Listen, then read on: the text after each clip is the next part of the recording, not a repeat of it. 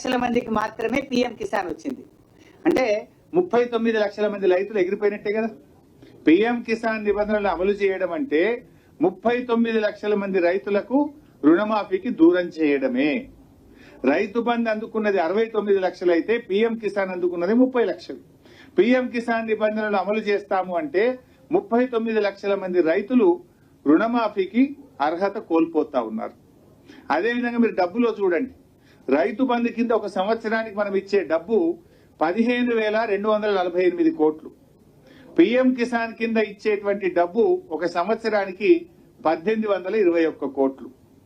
ఎక్కడ 15,248 కోట్లు, ఎక్కడ 1821 కోట్లు? అంటే దీన్ని బట్టి మెజారిటీ రైతులను ఇవాళ రుణమాఫీకి ప్రభుత్వం దూరం చేయడానికి ఈ నిబంధనలు పెట్టి అన్యాయం చేస్తా ఉంది. ఇవాళ ఎట్లుందంటే పిఎం కిసాన్ నీకు వస్తలేదా అయితే నీకు రుణమాఫీ కాదు, అంతే కదా. పిఎం కిసాన్ నీకు వస్తలేదంటే నీకు రుణమాఫీ కాదన్నట్టు ఈ నిబంధనలు అంత స్పష్టంగా చెప్పిండు. అంటే అటు పిఎం ఇయ్యడు, ఇటు సీఎం కూడా ఇయ్యడు అన్నట్టు. అటు పిఎం ఇయ్యడు, ఇటు సీఎం ఇయ్యడు.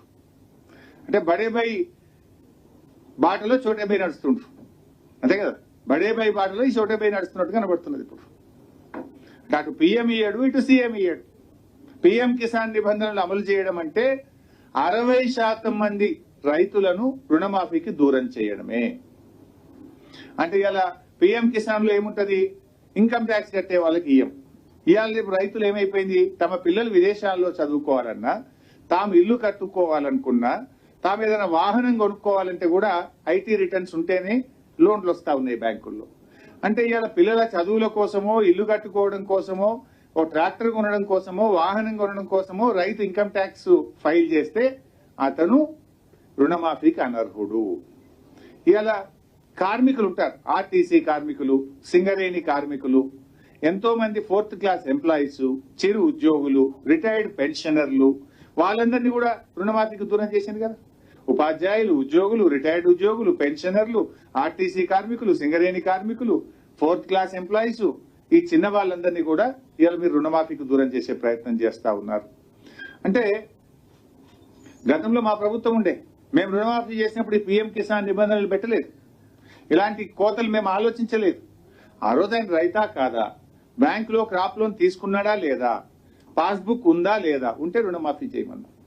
కానీ మీరు ఒకటి కుటుంబం నిబంధన అయితే ఒకరికే రేషన్ కార్డు లేకపోతే నీకు రాదు, పిఎం కిసాన్ నిబంధన నీకు పిఎం కిసాన్ డబ్బులు వస్తలేవా, నీకు రుణమాఫీ రాదు. ఈ రకంగా మీరు కోతలు పెడతా ఉన్నారు. అంటే రైతుల సంఖ్యను గణనీయంగా తగ్గిస్తున్నటువంటి పరిస్థితి ఉంది. ఇకపోతే 2 లక్షలకు పైగా అప్పు ఉన్నటువంటి రైతులు ఆ అప్పును వాళ్ళు కట్టిన తర్వాతనే రుణమాఫీ చేస్తారట. ఇది ఎక్కడండి నాకు అర్థం కాదు. సపోజ్ ఒక రైతు 3 లక్షల రూపాయలు అప్పు ఉంది, ఏమంటుంది ప్రభుత్వం, నువ్వు ఆ 1 లక్ష తెచ్చి కట్టినాక నీకు 2 లక్షల రూపాయలు బ్యాంకులో వేస్తాము అంటున్నారు. అంటే ఇలా నీ అప్పు మాఫీ కావడం కోసం బయట 3 రూపాయలకు మళ్ళీ అప్పు తేవాలి. బ్యాంకా ఎట్లా ఇయ్యదు, బ్యాంకులో ఆల్రెడీ అప్పు ఉన్నది. ఈ 1 లక్ష రూపాయలు వడ్డీ వ్యాపారుల దగ్గర పోయి 2 రూపాయల మిత్తికో, 3 రూపాయల మిత్తికో, 4 రూపాయల మిత్తికో ఇవాళ ఈ అప్పు కట్టడం కోసం రైతు కొత్త అప్పు తెచ్చుకోమన్నట్టుగా ఉన్నది ఈ ప్రభుత్వ తీరు.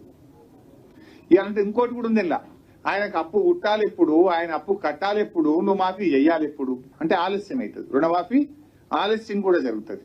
ఇలాంటి షరతులు అవసరం లేదు. మీరు 2 లక్షల రూపాయలు రుణమాఫీ చేస్తామన్నారు, అతని అప్పు 3 లక్షలు ఉందా, 4 లక్షలు ఉందా, 2.5 లక్షలు ఉందా మీకు అనవసరం. మీరు నేరుగా 2 లక్షల రూపాయలు రైతు ఖాతాలో జమ చేయండి, ఇచ్చిన మాట ప్రకారంగా 2 లక్షలు రుణమాఫీ చేయండి. కానీ నువ్వు అప్పు చెల్లించిన తర్వాతనే మేము ఈ 2 లక్షలు చెల్లిస్తాము అంటే ఇది రైతులకు మోసం చేయడం, రైతులకు ఆలస్యం చేయడం. ఆలస్యం అయితే ఏమైతుంది, సపోజ్ ఆయన 1 లక్ష రూపాయల అప్పు అదనంగా ఉంది, అది కట్టాలి. ఆ అప్పు కోసం ఆయన తిరిగి 2 నెలల్లో 3 నెలల్లో ఆ 1 లక్ష రూపాయలు తెచ్చి బ్యాంకులో కట్టాలంటే ఈ 3 నెలల్లోపు అతని వడ్డీ పెరిగిపోదా, అతని మీద మళ్ళీ మిత్తి భారం పడదా? నువ్వు ఇచ్చే 2 లక్షలు ఇచ్చేస్తే అట్లీస్ట్ అతని వడ్డీ భారం అన్న తగ్గిపోయేటువంటి అవకాశం ఉంటుంది. అంటే ఒక రకంగా ఇది ప్రభుత్వం రైతు రుణమాఫీని ఆలస్యం చేసేటువంటి ప్రయత్నం, రైతులను తిరిగి అప్పుల పాలు చేసే ప్రయత్నం. ఇవాళ 2 లక్షల మాఫీ అయితే అతనికి మళ్ళీ క్రాప్ లోన్కి ఎలిజిబిలిటీ వస్తుంది. కానీ నువ్వు ఆ 2 లక్షల పైన ఉన్న అప్పుడు కట్టాలంటే వడ్డీ వ్యాపారులను ఆశ్రయించి తిరిగి అప్పుల ఊబిలోకి రైతును నెట్టినటువంటిదే తప్ప ఇందులో రైతులకు మేలు జరగదు. ఇంకోటి ఏంటంటే బ్యాడ్లకి ఈ ప్రభుత్వం వచ్చిన తర్వాత కరువు పరిస్థితులు, మన నల్గొండ, మహబూబ్ నగర్, ఖమ్మం జిల్లాలో కృష్ణా నదిలో నీళ్లు లేక పంటలు లేవు. పోయిన సంవత్సరం పంటలు లేవు. అదేవిధంగా ఉత్తర తెలంగాణలో అకాల వర్షాల వల్ల ఉన్న పంటలన్నీ పోయినాయి. రైతులకు మీరు ఇచ్చేటువంటి ఇన్పుట్ సబ్సిడీ ఇవ్వలేదు ఇప్పటిదాకా. మీరు రైతు భరోసా డబ్బులు ఇవ్వకపోతే, పైగా ఇప్పుడు ఈ అప్పు కట్టినాకనే 2 లక్షలు ఇస్తాము అంటే ఇది రైతులకు తీవ్రమైనటువంటి అన్యాయం చేయడం, ఆలస్యం చేయడం, వడ్డీ పెరిగి రైతుల మీద భారం వేయడం తప్ప ఇంకోటి కాదు. ఇటువంటి నిబంధనలన్నీ తొలగించి నేరుగా రైతు ఖాతాలో అతని అప్పు ఎంతనే ఉండని మీరు ఇచ్చిన మాట ప్రకారంగా 2 లక్షల రుణమాఫీ చేయాలని, ఇందులో పెట్టిన 4.11 షరతును తొలగించాలని చెప్పి బీఆర్ఎస్ పార్టీ డిమాండ్ చేస్తా ఉంది. తర్వాత ఇంకో మాట అన్నారు అందులో, ఈ పథకం అంటే 3.2 ఇందులో చూస్తే నిబంధన 3.2లో ఈ పథకం స్వల్పకాలిక పంట రుణాలకు వర్తిస్తుంది. స్వల్పకాలిక పంట రుణాలు ఉదాహరణకు పండ్ల తోటలు ఉంటాయి, మామిడి తోట, బత్తాయి తోట, నిమ్మ తోట. అది స్వల్పకాలికం కాదు కదా, 4 ఏళ్లకు పంట వస్తుంది, 4 ఏళ్ల తర్వాత నీకు క్రాప్ వస్తుంది. మరి నువ్వు బత్తాయి తోట పెట్టినావు నీకు రుణమాఫీ లేదు, నువ్వు మామిడి తోట పెట్టినావు నీకు రుణమాఫీ లేదు, నువ్వు ఆయిల్ పామ్ పెట్టినావు నీకు రుణమాఫీ లేదు, నువ్వు యూకలిప్టస్ పెట్టినావు నీకు రుణమాఫీ లేదు, నువ్వు జామ్ ఆయిల్ పెట్టినావు నీకు రుణమాఫీ లేదు. అంటే ఈ రైతే కదా, రైతు ఏ రకమైన పంట పెట్టిండు అనేది ముఖ్యం కాదు. నువ్వు స్వల్పకాలిక పంట రుణాలకే వర్తిస్తుంది అంటే రాష్ట్రంలో నాకు తెలిసి దాదాపుగా రమారమి హార్టికల్చర్ కింద దీర్ఘకాలిక పంటల కింద 8-10 లక్షల ఎకరాల్లో పంట సాగవుతుంది. అంటే 8-10 లక్షల మందిని నువ్వు ఎగరగొట్టినట్టే కదా. పిఎం కిసాన్ కింద కొందరిని ఎగరగొడతావు, కుటుంబం కింద కొందరిని ఎగరగొడతావు, పండ్ల తోటలు పెడితే కొందరిని ఎగరగొడతావు, ఆధార్ కార్డు లేదని కొందరిని ఎగరగొడతావు, రేషన్ కార్డు లేదని కొందరిని ఎగరగొడతావు. ఇది ఎక్కడి న్యాయం అని నేను అడుగుతా ఉన్నా. అంటే కోతలు తప్ప నిజంగా రైతుకి ఇచ్చే ఉద్దేశం మీలో మాకు కనబట్టలేదు. ఇకపోతే రీషెడ్యూల్ చేసుకున్న రైతులకు రుణం వర్తించది అంటాడు. అసలు రీషెడ్యూల్ ఎప్పుడు చేస్తారు, ఎందుకు చేస్తారు రీషెడ్యూల్? తీవ్రమైనటువంటి కరువు పరిస్థితులు ఉన్నప్పుడు, రైతు డిస్ట్రెస్ లో ఉన్నప్పుడు, వరదలు వచ్చి పంట పొలాలన్నీ కొట్టుకుపోయి ఇసుక మేట వేసినప్పుడు, రైతు అప్పు కట్టలేని పరిస్థితుల్లో ఉన్నాడు, రైతు తీవ్రమైనటువంటి కష్టాల్లో ఉన్నాడు, రైతు ఇబ్బందుల్లో ఉన్నప్పుడు ఈ రుణాలు రీషెడ్యూల్ చేయడం జరుగుతుంది. అసలు నిజానికి వాళ్ళు ఇంకా ఎక్కువ కష్టాల్లో ఉన్నటువంటి వాళ్ళు ఇంకా ఎక్కువ ఇబ్బందుల్లో ఉన్నటువంటి వాళ్ళకు రుణమాఫీ లేదనడం ఏంటంటే నాకు అర్థం కాదు. ఇది ఎక్కడి పద్ధతి అండి? అయినా రీషెడ్యూల్ చేయమని రైతు దరఖాస్తు పెట్టిండా?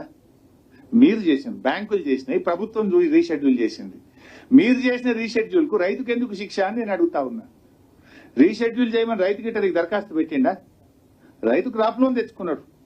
ఆ రైతుకు వచ్చిన కష్టాన్ని చూసి, కరువు పరిస్థితులను చూసి, అకాల వర్షాలను చూసి మీరు రీషెడ్యూల్ చేసినారు.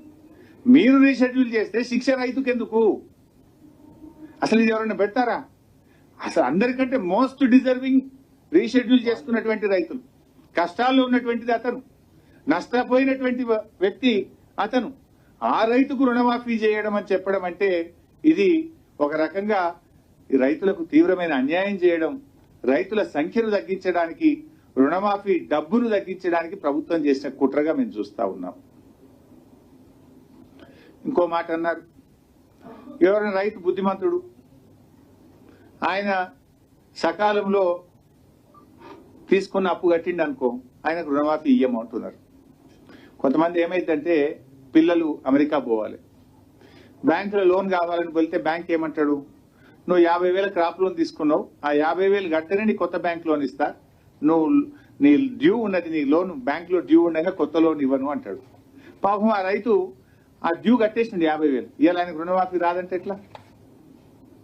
ఇల్లు కట్టుకోవాల్సి ఉంటుంది, లేదా ఒక ఆసుపత్రి ఏదైనా అత్యవసరం పడి దవాఖానకు ట్రీట్మెంట్ కోసం డబ్బులు అవసరం ఉంటాయి.